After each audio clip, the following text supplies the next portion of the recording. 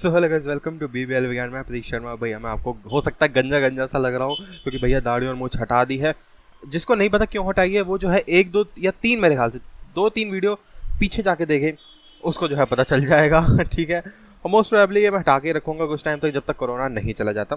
कुछ रीज़न है, ढूंढो उस रीज़न को। चलो जी, एक्विजेंस जो है आज का हमारा टॉपिक रहेगा। सेक्शन 33 जो है वो कह रहा है if the proprietor of the trademark, जो ट्रेडमार्क हमारा लॉ चल रहा था उसके अंदर एक्विजेंस का हमारा टॉपिक रहेगा section 33। So if the proprietor of the trademark even being aware of the use of his mark by another trader does not take any action for the continuous period of 5 years. तो अगर कोई एक owner है या proprietor है किसी trademark का और उसे पता है कि कोई और बंदा जो है उसका ट्रेडमार्क यूज़ कर रहा है, लेकिन फिर भी जो है वो कोई भी एक्शन नहीं लेता, कब तक? 5 साल के लिए, तो he is disentitled to oppose the use of his trademark by the other trader on ground of acquiescence। तो उसके पास जो है ये एक्विजेंस की जो पावर है वो जो है छूट जाती है इस ग्राउंड पे। वो अगर उसे रोकना चाहे तो वो नहीं रोक सकता, मतलब 5 साल के अंदर वो रोक सकता है, उसके बाद जो है अगर हो करता है केस तो वो इनवैलिड रहेगा। So infringement and passing off trademark. तो infringement and passing off the trademark क्या होता है? सेक्शन 28 के अकॉर्डिंग जो टीएम एक्ट, यहाँ पर हम ट्रेडमार्क एक्ट को शॉर्ट में बोलेंगे टीएम एक्ट, ठीक है। TM act 1999 confers on the registered proprietor of the trademark exclusive right to use the trademark in relation to the goods or services in respect of which the trademark is obtained। तो जो हमारा TM act 1999 है वो जो है registered प्रॉपर्टर को ये हक देता है, एक्सक्लूसिव हक देता है, exclusive right to use the trademark in relation to the good. तो वो अपना ट्रेडमार्क जो है वो अपने गुड्स या सर्विस में मतलब चिपका दे, भैया अपना लोगो जो है वो चिपका दे, इस तरीके की चीज़ वो कर सकता है। तो उसका एक्सक्लूसिव हक है, ये एक्सक्लूसिव राइट है। The proprietor of the trademark also has a right to file a suit for infringement of his right. तो रजिस्टर्ड जो है प्रॉपर्टर, उसके पास ये भी हक है कि भाई अगर कोई और जो है बंदा यूज़ कर रहा है उसका ट्रेडमार्क को जो उसका रजिस्टर्ड है उसके खिलाफ जो है वो केस कर सके, ठीक है जी। But this does not mean no action shall lie against the infringement of unregistered trademark if it is infringe. तो इसका मतलब ये भी नहीं है कि अगर वो अनरजिस्टर्ड है तो भी वो नहीं कर सकता, वो भी कर सकता है। अब जो है requirement of proof and convergence of the infringement of passing of, इसका क्या मतलब है? क्या क्या रिक्वायरमेंट है अगर तुम्हें इसके अंदर करना है कि किसी ने इन्फ्रिंज करा है, तुम्हारा ट्रेडमार्क यूज़ करा है, तो तुम क्या क्या कर सकते हो, क्या क्या तो तुम्हारे पास रिक्वायरमेंट होनी चाहिए करने के लिए। In the case of same good one has to prove only the use of deceptive similar mark. तो सबसे पहले ऑब्वियसली अगर तुम्हें केस डालना ही है तो सबसे पहले ये दिखाओ कि ये जो है मेरा ही मार्क यूज़ कर रहा है या मेरे जैसा ही मार्क यूज़ कर रहा है, मार्क, ठीक है ना। तो या तो मेरा वाला मार्क यूज़ कर रहा है या मेरे जैसा मार्क यूज़ कर रहा है। तो इससे जो है लोग कंफ्यूज हो जा रहे हैं कि ये इस बंदे का है या उस बंदे का माल है। In the case of similar good और services the requirement of proof increases to proving confusion of the part of public. अब इसके अंदर अगर सेम वो ना यूज़ कर रहा हो लेकिन कुछ इस तरीके से यूज़ कर रहा है कि वो कन्फ्यूजन क्रिएट कर रहा है कि ये एमआई का है या ओप्पो का है, या एमआई का जो वीवो का है, किसका फ़ोन है ये, इस तरीके से। In the case of different goods और services the remedies available only to the registered and reputed mark. अगर जो है सिमिलर नहीं है, डिफरेंट है, तो उस केस के अंदर जो है रेमेडी जो है वो सिर्फ रजिस्टर्ड एंड रेप्यूटेड मार्क्स को जो ही मिलेगी। अब व्हाट कॉन्स्टिट्यूट इन्फ्रिंजमेंट, अब पहले ये देखते कि इन्फ्रिंजमेंट होता कैसे है। सेक्शन 29 का 1 कह रहा है, 29 का 1 कह रहा है when the person using the trademark complaint of is other than the registered proprietor और the registered user of the mark. अब कोई बंदा यूज कर रहा है ट्रेडमार्क, वो उसका नहीं है, किसी और का है, वो रजिस्टर्ड प्रॉपरेटर नहीं है, तो इन्फ्रिंजमेंट की डेफिनेशन में उसको डाल दिया जाएगा। प्लेंटिव मार्क इज रजिस्टर्ड, जो प्लेंटिव का मार्क है वो रजिस्टर्ड है लेकिन वो यूज कर रहा है उसे।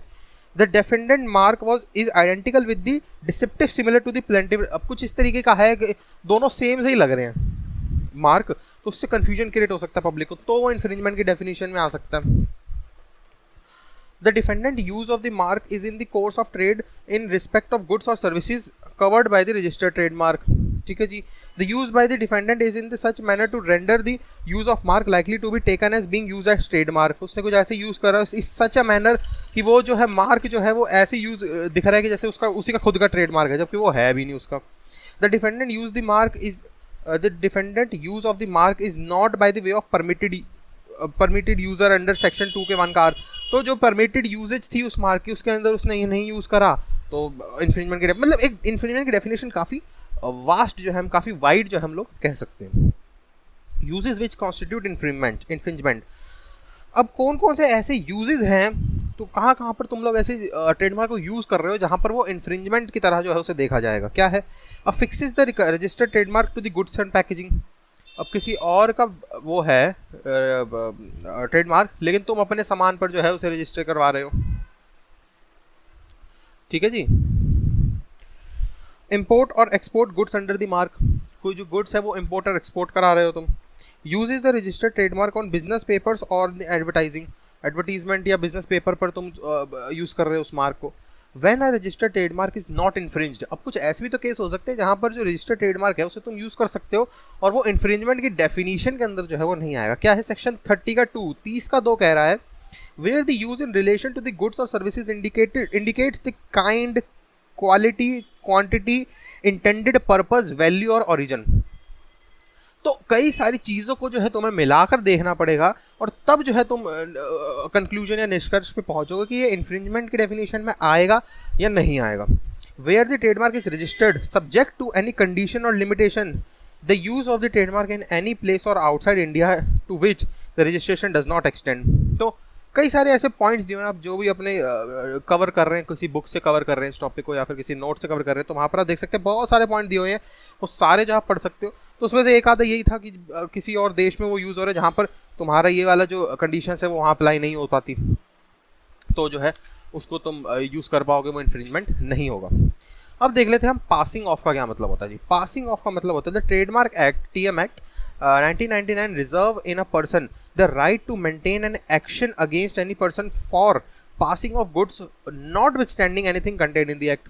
तो यहाँ पर जो है एक राइट देता है पासिंग ऑफ का, लेकिन है क्या ये, मतलब action against any person for passing of, उसका हक है ये कि उसके अगेंस्ट एक्शन ले सके। The law of passing off is based on a common law and the object of this law is to protect the goodwill and reputation of the business from encroachment by dishonest competitors.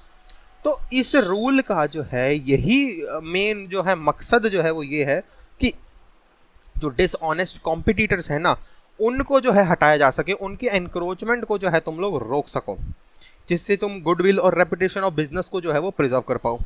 Action for passing off, passing off के against क्या action ले सकते हो तुम? It is to restrain the defendant from passing off its goods और services to the public as that of its plaintiff. तो मतलब वो इस तरीके से पब्लिक को दिखा रहा है कि जैसे वो उसका खुद का है लेकिन वो उसका खुद का माल नहीं है, या फिर उसका खुद का जो है ठप्पा वो नहीं है। The defendant must have sold, अब इसके अंदर जो है कुछ कंडीशंस बता रहे हैं। The defendant must have sold it's goods and offered it's service in a manner which deceived or would be likely to deceive the public into thinking that the defendant's good or service are the plaintiffs। बड़ा आसान हो गया, उसने कुछ इस तरीके से जो है माल को बेचा कि वो ऐसा लगा कि भाई हूँ मैं लोकल प्रोवाइडर, लेकिन ऐसा लगा कि मैं MI का ऑथोराइज्ड बंदा हूँ और मैंने जो है तुम्हारे को फ़ोन बेच दिए और नकली फ़ोन जो है पेल दिए MI के नाम पर। इस तरीके से कुछ एग्जाम्पल दे सकते हो तुम। The action is normally available to the owner of the distinctive trademark and the person who if the word or name is an invented one invents and use it। तो या तो उस ट्रेडमार्क का जो भी प्रॉपरेटर होगा, registered proprietor होगा, वो ले सकता है या तो इसके अगेंस्ट एक्शन, या फिर जो है जिसने इन्वेंट करा या इन्वेंटर जो हो गया वो कर सकता है इसके against action. The requirement of passing off action, अब इसके कुछ रिक्वायरमेंट्स हैं, ये देख लेते हैं क्या रिक्वायरमेंट्स हैं। ही एस्टेब्लिश अ गुडविल और रेपुटेशन अटैच्ड क्या brand name, labeling features to the goods और सर्विसेज। तो गुड्स और सर्विसेज के अंदर भाई कोई ब्रांड नेम यूज़ कर रहा है, वो लेबलिंग यूज़ कर रहा है, कोई फीचर ऐसे हैं जो बिल्कुल सिमिलर लग रहे हैं, ऐसा लग रहा है कि हाँ भाई ये तो MI का ही प्रोडक्ट है, जबकि है नहीं वो, या ये एप्पल का ही प्रोडक्ट है, वो है नहीं, सैमसंग का प्रोडक्ट है नहीं। He must demonstrate a misrepresentation by the defendant to the public, कुछ ऐसा उसने करा होना चाहिए कि पब्लिक जो है वो घूम गई कि यार ये एप्पल का ही लग रहा है, ये तो हाँ उसी का ही तो है, वही बेच रहा है, चलो ले लो, इस तरीके से। ही must demonstrate that he suffers, और उसको वही उस वजह से एप्पल वाले को लॉस हुआ है, सैमसंग वाले को लॉस हुआ है, और अपना पता नहीं क्या बेच रहे हैं यार ये।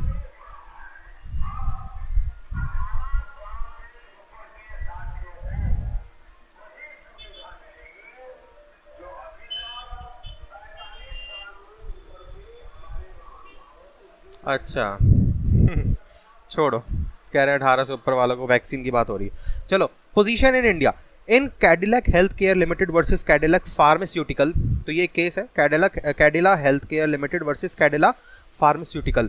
इस केस के अंदर हुआ क्या था, पोजीशन इन इंडिया बता रही है, the full bench of supreme court held that the principle laid by English court can not be applied in India in their entirely. तो जो इंग्लिश ने जो है ये रूल्स बना रखे हैं या प्रिंसिपल्स बना रखे हैं वो 100% जो है वो इंडिया के अंदर नहीं अप्लाई हो सकते, कुछ हो सकते हैं कुछ नहीं भी हो सकते, अब ये जो है डिपेंड करेगा। So the court held that in passing off action for deciding the question of deceptive similarity the following fact had to be taken into consideration. तो अगर तुम्हारे को पासिंग ऑफ एक्शन लेना है तो उसके अंदर जो डिसेप्टिव सिमिलैरिटी की बात करी गई है कि बिल्कुल ऐसा लग रहा है कि तो एप्पल वाले का ही माल है, बिल्कुल ऐसा लग रहा है तो सैमसंग वाले का ही माल है, या बिल्कुल ऐसा लग रहा है कि एमआई का ही माल है ये, तो तुम्हारे पास ये सारी चीज़ों को कंसिडरेशन में लेना पड़ेगा। ये सारी चीज़ें बाहर वाले इंग्लिश लॉ में नहीं है, लेकिन यहाँ पर सुप्रीम कोर्ट ने डाल दिए। क्या है वो, the nature of the marks, मतलब लेबल और वर्ड किस तरीके से यूज़ करे गए हैं, the degree of resemblance between the marks, कितने हद तक जो है रिजेंबल कर रहा है। अब सिर्फ 10% रिजेंबल कर रहा है तो वो नहीं होगा ना, हाँ 70-80% तक ऐसा लग रहा है कि अरे तो एप्पल का ही प्रोडक्ट है। तो मतलब से जैसे कटा हुआ सेब बना हुआ है उसको हल्की से ऐसे चोंच इधर कर दी, डुंडली उधर कर दी, इस तरीके को समझ लो। The nature of the goods in respect of which they are used, किस नेचर के लिए यूज़ करा गया है वो। The similarity in the nature character performance of the good, कितना सिमिलर है गुड उसके परफॉर्मेंस है ये सब, या एनी अदर सराउंडिंग सर्कमस्टांसिस हो सकता है, अपने हिसाब से देख सकते हो।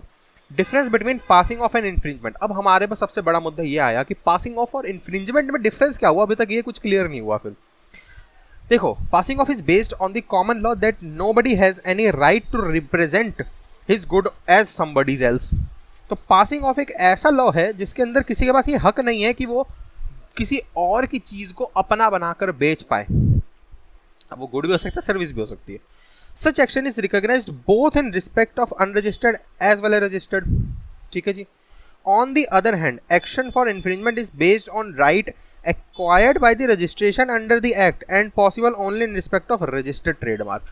तो इन्फ्रिंजमेंट के केस में जो रजिस्टर्ड ट्रेडमार्क है वो उसके हक की बात कर रहा है, लेकिन पासिंग ऑफ के अंदर तुम्हारे माल तो है नहीं, लेकिन तुम फुद्दू बना के लोगों को किसी और के नाम पर जो अपना माल पेल रहे हो। मेरे ख्याल से अब समझ आ गया होगा। और रेमेडीज की बात कर लेते हैं। इतना कुछ कांड कर दिया है, कुछ सॉल्यूशन भी तो होना चाहिए। रेमेडीज टू प्रोटेक्ट ट्रेडमार्क, पहली रेमेडी है civil remedy. Court of competent jurisdiction not other than the district, not lower than the district court. District court से छोटी कोर्ट के पास कोई हक नहीं है ये केस सुनने के लिए ट्रेडमार्क से रिलेटेड इन्फ्रिंजमेंट के। Can be move for grant for इंटरलॉक्यूटरी और इंजंक्शन एक्सेट्रा, किस इस तरीके के जो है तुम लोग दिलवा सकते हो, और कोर्ट ऑफ कॉम्पिटेंट जुरिडिक्शन। ठीक है जी। अब दूसरा है हमारे पास, ये तो सिविल हो गया। दूसरा है क्रिमिनल प्रोसीडिंग। इसके अंदर both action under civil and criminal law can be initiated simultaneously. तो भैया मुझे मुआवजा भी दो और इसको सजा भी दो, तो इस तरीके का ले लो कि भाई मेरा जो नुकसान हुआ वो भी पूरा करो और इसने जो कांड करा इसके लिए इसको 6 महीने 1 साल दो, जो भी है वो कर दो। एडमिनिस्ट्रेटिव रेमेडी तीसरी होगी, क्या है, ट्रेडमार्क रजिस्ट्री के अकॉर्डिंग जो है वो देखी जाएगी। अब अलग टॉपिक है, इसको अलग बनाते हैं। ठीक है, कंटिन्यूशन कर रहा हूँ, बस डलेगी अलग अलग उसमें वीडियो।